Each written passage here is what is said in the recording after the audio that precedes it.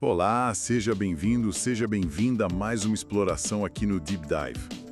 Olha, quem é do mundo jurídico deve conhecer bem essa cena, né? Aquela mesa, nossa, lotada de informativos, a pilha de revistas que não para de crescer. Parece que tem vida própria, dá até uma ansiedade, né? Aquela sensação de estar sempre correndo atrás, que é impossível, humanamente impossível, dar conta de tudo para se manter atualizado, competente. Total. E a resposta padrão é sempre a mesma, né? Pois é, o que todo mundo fala. Ah, tem que ler mais, estudar mais horas, se trancar no escritório fim de semana. Mas assim, cá entre nós, será que isso funciona mesmo? Ou só aumenta a pilha e a nossa frustração? É a famosa corrida dos ratos da atualização jurídica, né? Um esforço gigantesco que muitas vezes parece que não leva a lugar nenhum. Ou pior, leva ao burnout. Exatamente. E é aí que entra um material que a gente separou para hoje. É um artigo do André Medeiros, sabe? Lá da Advoco Brasil, e ele chega meio que chutando o balde dessa lógica toda. O título já entrega o jogo. O paradoxo da competência jurídica, porque os métodos de estudo tradicionais geram profissionais obsoletos. Forte, né? Então, a nossa missão aqui hoje, nesta análise do The Deep Dive, é justamente essa: entender esse diagnóstico que o Medeiros faz e, claro, olhar com calma as soluções que ele propõe, os tais 7 sistemas. Porque ele diz assim com tanta certeza que o modelo antigo que a gente aprendeu e usa tá falido. E o ponto-chave do André Medeiros, que eu acho genial, é que ele não tá falando que falta esforço, sabe? Que o pessoal é, sei lá, preguiçoso. Não é isso. Longe disso, o buraco é bem mais embaixo.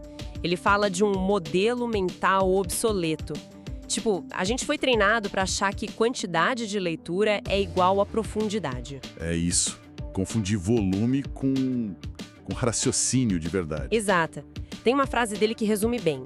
Confundimos volume de leitura com profundidade de raciocínio. Para ele, a competência de verdade, aquela que faz a diferença, não vem dessa acumulação meio desesperada de informação.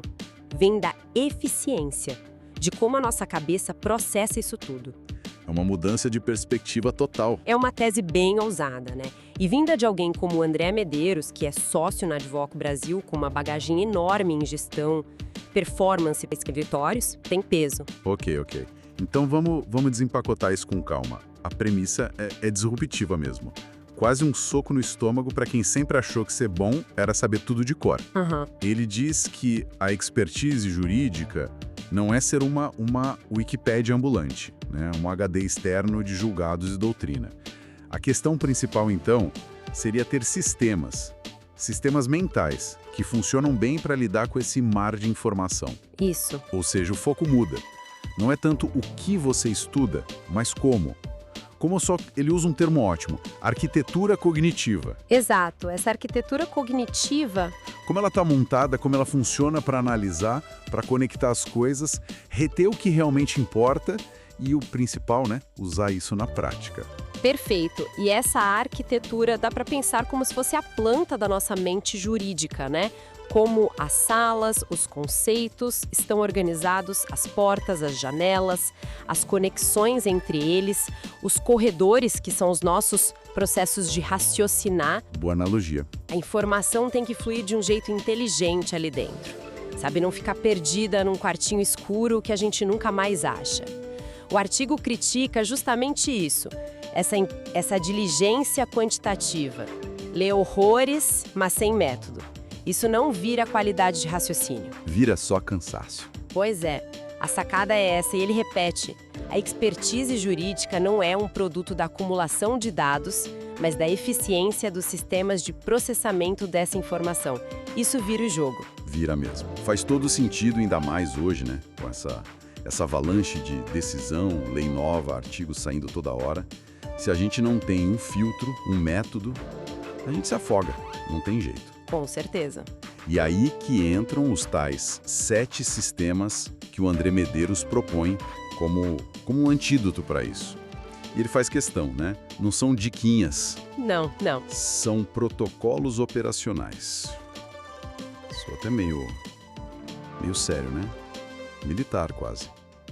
Algo que exige disciplina, Uma reprogramação mental mesmo. Exige esforço consciente. E o objetivo é bem claro. Sair da leitura passiva, aquela que a gente faz e, 5 minutos depois já esqueceu metade. A famosa leitura de véspera de prova. Essa mesmo. E ir para uma assimilação ativa, pensada, estruturada. Vamos mergulhar nesses sistemas então, ver como eles funcionam. Vamos sim. O primeiro que ele apresenta é a geração e pré-teste. E aqui já começa a quebrar a lógica que a gente está acostumado. Já começa diferente. Total. A ideia é assim, antes de você mergulhar de cabeça num assunto novo, sei lá, uma lei nova, tenta gerar hipóteses sobre ela. Tenta formular umas teses, antecipar os pontos-chave, antes de ler para valer. Peraí, deixa eu ver se entendi. É contraintuitivo mesmo. Quer dizer, antes de eu pegar aquela súmula nova e super complexa do STJ para ler, eu deveria parar e tentar, sei lá, rascunhar o que eu acho que ela vai dizer. Ou que problema ela está tentando resolver, talvez. Exatamente isso. O artigo até dá um exemplo, tipo, formule 5 perguntas-chave que um ministro do STF faria sobre esse tema X, só com o que você já sabe agora. Isso força o cérebro, né? Força a fazer um balanço do que já tem lá dentro e, o mais importante eu acho, a identificar onde estão os buracos, as dúvidas de verdade. Aí a leitura depois vira outra coisa, vira uma investigação, com foco, não um passeio aleatório pela informação. Precisamente, o que eu acho fascinante aqui é essa inversão de papel. Você deixa de ser um receptor passivo, sabe? Que só senta e espera a informação chegar, e vira um investigador ativo. Você tá ali formulando pergunta, testando palpite, e o mais legal, isso já te mostra onde você tá errando, quais são seus pontos cegos, antes de começar o estudo pesado. É um choque de realidade, mas um choque produtivo. Você já começa sabendo onde precisa focar. Gostei disso. Choque de realidade produtivo. Bom, o segundo sistema, o nome é ótimo. Teste de Feynman para juristas. Só a referência ao físico Richard Feynman já diz muito, né? Sim, aquele que dizia que se você não consegue explicar algo simples, é porque não entendeu direito. Exato. A ideia é essa, simples e brutalmente eficaz. A prova real de que você domina um assunto complexo é se você consegue explicar de forma clara, simples, sem precisar se esconder atrás do juridiquês, sabe? Se você começa a tropeçar, a usar termo complicado para parecer que sabe, talvez o buraco seja mais embaixo. Talvez você não tenha entendido tão fundo assim. É quase um detector de raciocínio frágil disfarçado de erudição, né? Não é? Sem dúvida nenhuma. E é uma crítica super necessária àquela cultura do jargão que, vamos combinar, muitas vezes serve mais para impressionar do que para comunicar de verdade. Pois é. Como Medeiros coloca, e isso é central, a validade de um argumento não é aferida pela sua erudição terminológica, mas pela sua solidez lógica. Ponto. Conseguir tirar a essência, sabe, os princípios ali, o núcleo duro, e explicar para alguém de fora. O artigo até sugere simular uma explicação para um cliente leigo e impaciente ainda por cima. Adorei, o impaciente. Esse é o teste de fogo. Simplificar não é deixar pobre, é refinar o pensamento até o que realmente importa. Total. Imagina o poder disso na hora de preparar uma sustentação oral. Ou uma reunião com o cliente mesmo. Garantir que o seu argumento principal sobrevive a essa simplificação. Nossa, é ouro puro. Bom, vamos para o terceiro sistema. Intercalação de conceitos. O tal do interleaving da ciência cognitiva. Esse também vai na contramão do que a gente costuma fazer. Vai mesmo. A lógica aqui é não estudar em blocos isolados. Sabe aquela maratona? Hoje só estudo recurso especial. 3 dias nisso. Foco total no único tema. Pois é. A intercalação propõe o contrário. Misturar tópicos que são relacionados, mas diferentes na mesma sessão de estudo. Tipo, estuda um pouco de apelação, aí pula para agravo de instrumento, depois volta para alguma coisa de embargos, aí apelação de novo, uma mistura. E pode parecer meio caótico, né? Assim, à primeira vista. Mas a ciência por trás disso é bem sólida. Estudar em blocos dá uma sensação de fluência naquele tema específico. Uma falsa sensação, talvez. Exato, uma falsa sensação. Porque dificulta na hora de aplicar isso no mundo real, onde os problemas não vêm com etiqueta, tudo separadinho. Eles vêm misturados. A intercalação obriga o cérebro a se esforçar mais para diferenciar um conceito do outro, para notar as nuances, as semelhanças e, principalmente, o que distingue um do outro. Entendi. É tipo treinar um músico alternando escalas diferentes. Em vez de tocar a mesma por horas a fio, você ganha flexibilidade, capacidade de comparar. Ah, agora ficou claro. Aqui é onde fica realmente interessante. Porque a prática jurídica é exatamente isso, né? É saber quando cabe um agravo e não uma apelação. Quais os efeitos de um tipo de embargos comparado com outro recurso. Não adianta ser o rei da apelação isoladamente se você não sabe quando usar ou não usar em contraste com as outras opções. Exato. Você precisa conectar e diferenciar o tempo todo. O artigo até sugere, depois de uma sessão dessas intercaladas, criar questões que forcem essa diferenciação ativa. É treinar para o jogo real da advocacia mesmo. Exatamente. Aí a gente passa para o quarto sistema, recuperação ativa. Esse aqui, olha, bate de frente com um hábito que quase todo mundo tem. Qual? A revisão passiva. Aquela coisa de reler o texto grifado, sabe? Ler de novo as anotações. Ah, clássico. Revisar relendo. Pois é. E o artigo é duro nisso. Diz que isso gera uma perigosa ilusão de competência. Ilusão de competência. Gostei do termo. A informação parece familiar porque você acabou de ver, né? Mas ela tá ali na memória de trabalho super volátil. Não quer dizer que você aprendeu de verdade, que aquilo tá consolidado. É o famoso li, grifei, então eu sei. Só que aí chega na hora H, na pressão do prazo da audiência... Cadê a informação? Some. Evapora. Some. A recuperação ativa é o contrário disso. É o esforço consciente de buscar a informação na memória, mas sem olhar o material. Tipo tentar lembrar o caminho para casa sem ligar o Waze. Boa. É isso mesmo. E o Medeiros propõe até um esquema de revisões espaçadas, né? Mas com testes ativos. Se testar para ver o que lembra depois de 1 hora, depois de 24 horas, 7 dias, 30 dias. O esforço de puxar a informação da memória é que faz ela grudar. Isso casa perfeitamente com o que a neurociência fala sobre consolidação da memória. É o ato de puxar a informação, mesmo que seja difícil, que fortalece as conexões no cérebro ligadas àquela informação. Faz sentido. O esforço fortalece. A releitura passiva é confortável, né? Mas é pouco eficaz para guardar a longo prazo. Já o esforço da recuperação ativa sinaliza para o cérebro: opa, isso aqui é importante, guarda direito. É um processo que exige mais energia, claro, mas o resultado é um conhecimento muito mais sólido, mais disponível quando você precisa. É crucial entender a diferença entre reconhecer algo, ver e achar familiar, e recuperar, conseguir produzir a informação do zero. Entendido. Quinto sistema. Codificação dual. A ideia aqui parece simples, mas acho que é poderosa.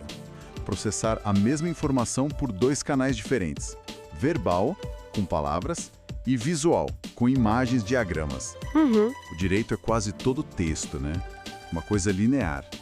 A proposta aqui é pegar um argumento complexo ou a estrutura de uma peça e tentar traduzir isso para um esquema visual.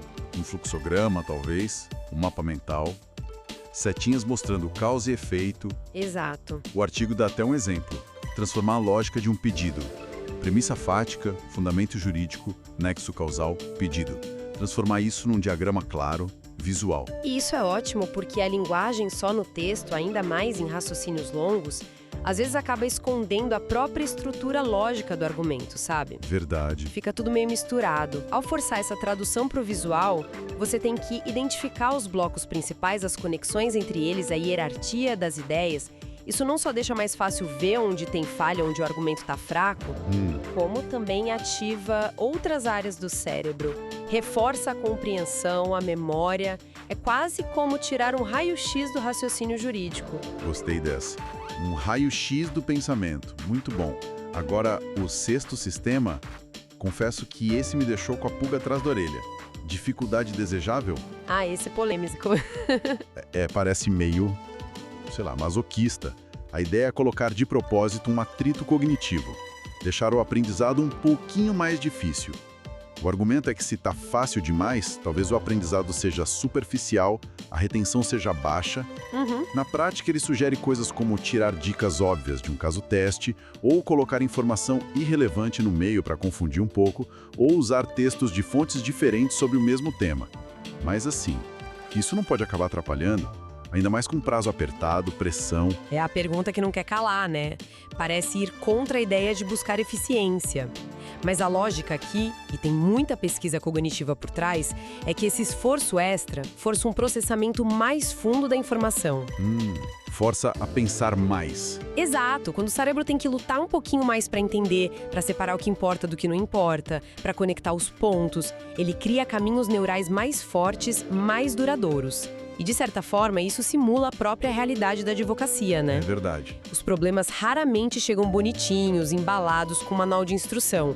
Você tem que ter essa resiliência cognitiva para tirar o essencial do meio do ruído. Claro, o ponto da dificuldade tem que ser desejável, como ele diz. Tem que desafiar, mas não pode ser impossível a ponto de gerar frustração total e você desistir. É achar o ponto certo do esforço. O ponto ótimo. Isso levanta uma questão importante. Será que aquele conforto que a gente busca no estudo, aquela facilidade, será que isso não é, muitas vezes, um sinal de que a gente não está forçando nossos limites para aprender de verdade? Boa reflexão. O conforto pode ser enganoso mesmo. E aí a gente chega no sétimo e último sistema, metacognição cíclica. Esse aqui soa como a cola que une todos os outros, né? Exato. É o maestro da orquestra. É, basicamente a prática de pensar sobre como a gente pensa, de auditar o nosso próprio processo de aprender. O Medeiros descreve um ciclo. Primeiro, define um objetivo claro, o que eu quero saber, o que eu quero ser capaz de fazer com isso. Segundo, executa o plano de estudo usando os outros sistemas, por exemplo.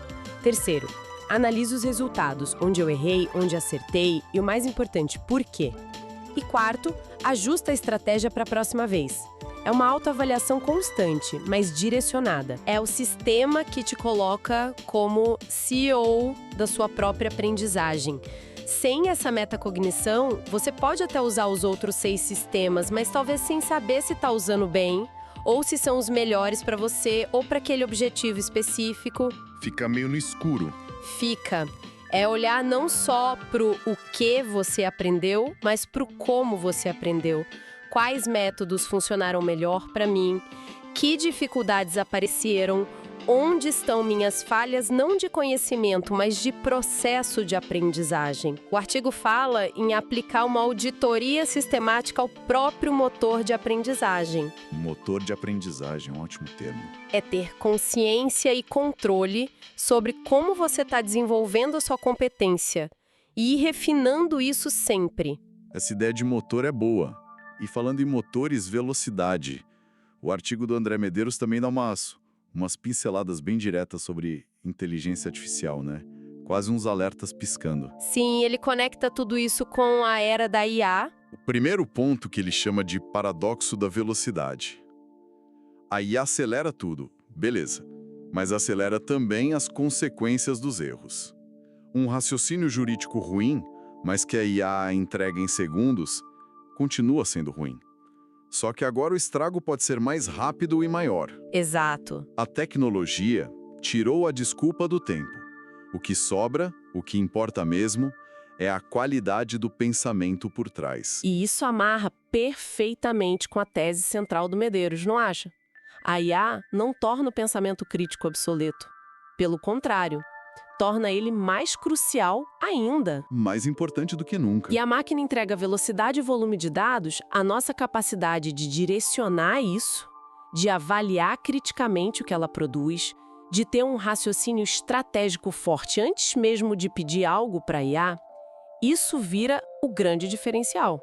Velocidade sem direção é um perigo. Totalmente. Outro ponto que ele levanta sobre IA é a questão do sinal no ruído. Com a IA conseguindo gerar, montanhas de informação, jurisprudência, teses possíveis, a competência-chave do advogado muda de figura. Muda mesmo. Não é mais sobre achar a informação. A máquina faz isso muito bem. É sobre descartar o que não serve. Identificar aquele sinal valioso no meio de um ruído que pode ser ensurdecedor. O O advogado vira um curador implacável, ele diz. Adorei, curador implacável. A máquina entrega o quê? Mas a nossa experiência, nosso julgamento, definem o e daí? Qual a relevância disso? Perfeito. É a capacidade de discernimento estratégico. A IA pode te dar 50 julgados parecidos, mas qual deles é o leading case? Qual tem aquela nuance que encaixa como uma luva no seu caso? Qual representa uma linha minoritária que vale a pena explorar? Essa curadoria, essa capacidade de dar peso, de ver a relevância estratégica. Isso ainda é profundamente humano e depende totalmente dessa arquitetura cognitiva bem azeitada que os 7 sistemas ajudam a construir. E o último ponto sobre IA que ele menciona é direto e reto. O peso da assinatura. Esse é fundamental. A IA pode ajudar a escrever uma peça super complexa, um contrato, o que for, mas, no fim do dia, quem bota o nome ali? Quem assume a responsabilidade ética, civil, profissional por aquilo? É o advogado, de carne e osso.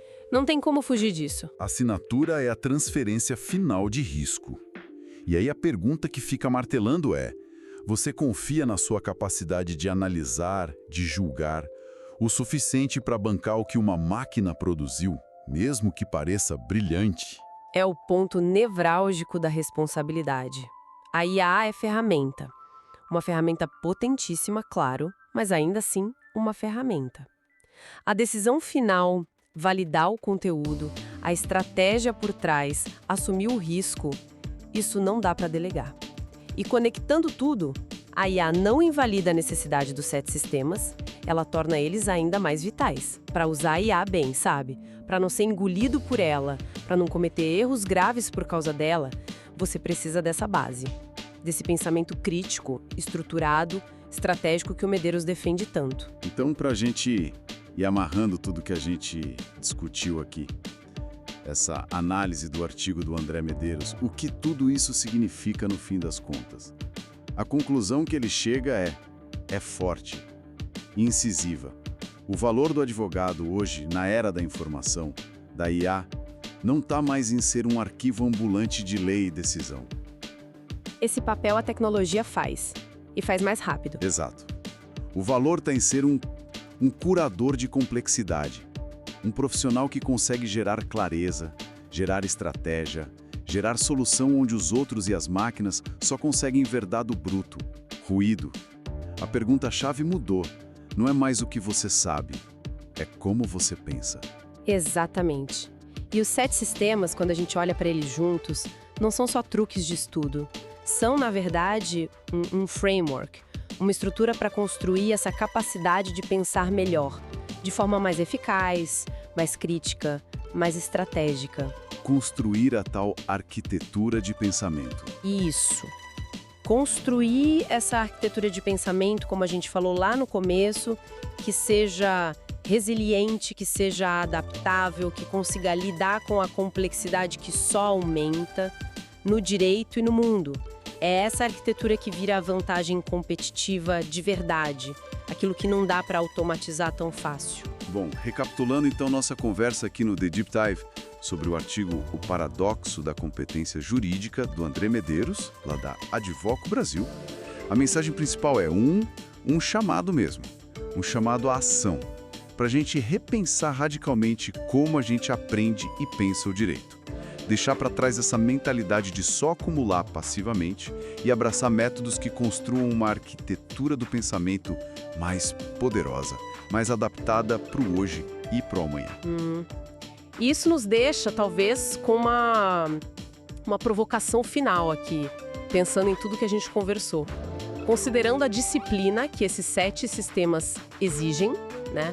A mudança de hábitos que eles pedem e a crítica forte aos métodos antigos que estão tão grudados na gente, será que o maior obstáculo para essa evolução que a advocacia precisa não é, no fundo, a nossa própria resistência? Resistência psicológica mesmo a mudar esses hábitos intelectuais?